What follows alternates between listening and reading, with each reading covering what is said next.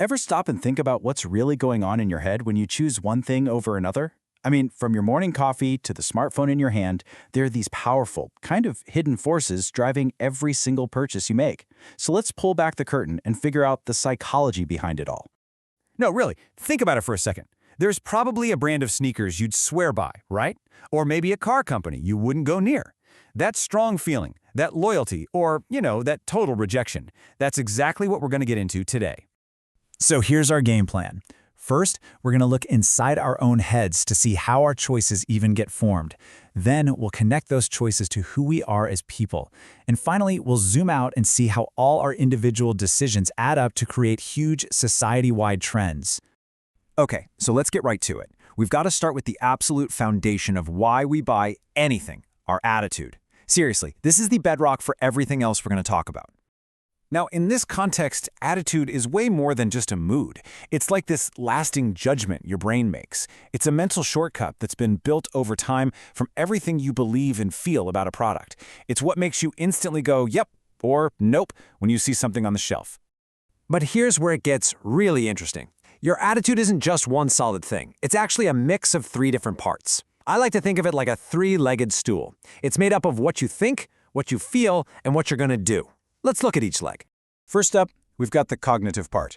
This is your logical brain doing its thing. It's all about the facts, the specs, the knowledge you've picked up. You believe this phone has the best camera because you've read the reviews, you've seen the comparisons. It's your rational side talking.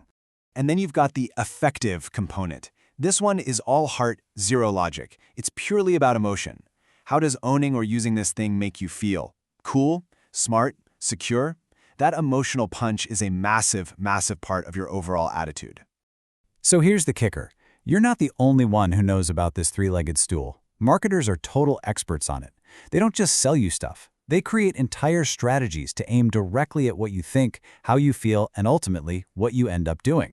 And this is basically their toolkit. They'll use persuasion, hitting you with facts, or telling a story that gets you right in the feels. They work to reduce what's called cognitive dissonance, that buyer's remorse you get after a big purchase, that little email saying, "Congrats on your smart choice." That's what that's for. They use social influence, like reviews from people you trust. And of course, there's just good old-fashioned repetition. The more you see it, the more familiar it feels. Okay, so we've got the internal part down. Let's move on and see how this all plays out in the real world. Now we're going to look at how we use products to basically tell everyone who we are. The key idea here is something called your self-concept. It's pretty simple, really. It's the story you tell yourself about yourself. It's your own personal brand, and a lot of the time, we're subconsciously buying things that just fit that story. But here's the twist. We don't just have one self-concept. We have two. There's the actual self. That's who you think you are right now. Maybe you see yourself as a pretty practical, down-to-earth person. But then there's your ideal self. That's the person you want to be. Successful, adventurous, you name it. And both of these yous are doing the shopping. This example with the cars just nails it. You might buy a Toyota because it lines up perfectly with your actual self. Sensible, reliable. But you might be dreaming about that BMW because it projects your ideal self. Prestigious, successful. We're buying for who we are and for who we want to be. And this is where it gets so fascinating. It's not just about us. Brands spend millions, and I mean millions, creating their own distinct personalities. Think about it. Nike is driven, athletic. Rolex is sophisticated, high class. We are naturally drawn to brands that feel like they just get us. It's like making a new friend. So, have a look at this list. Which one sounds like you? Are you an innovator, always the first to try something new? Or maybe a believer, someone who sticks with trusted traditional brands? Or an achiever, who likes brands that show off your success? Finding yourself here can tell you a ton about why you make the choices you do. All right, for our last section, let's pull the camera way, way back. We've gone from inside the mind to our personal identity. Now let's look at what happens when millions of us make these individual choices and how that creates massive trends in our society. This is all explained by a theory called the diffusion of innovations. It's basically the playbook for how anything new, a smartphone, a new style, electric cars, catches on and spreads through a population like wildfire. And that population isn't just one big blob. It's split up into these different groups. We all fall into one of these categories based on how fast we are to try something new.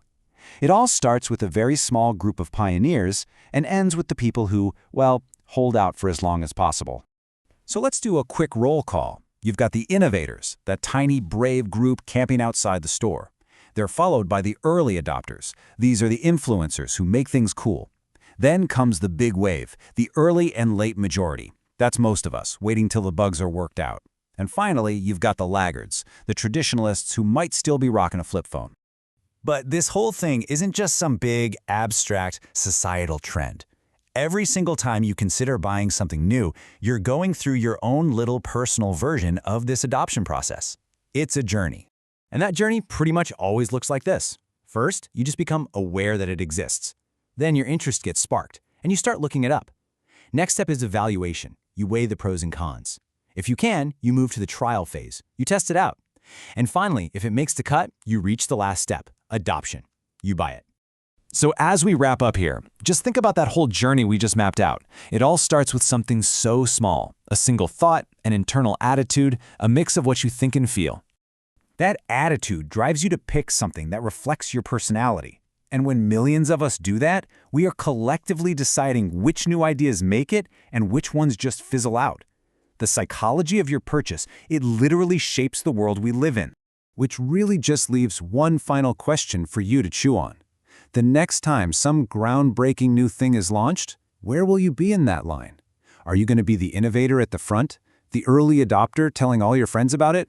Or are you going to hang back until it's a sure thing? The answer says a lot more about you than you might realize.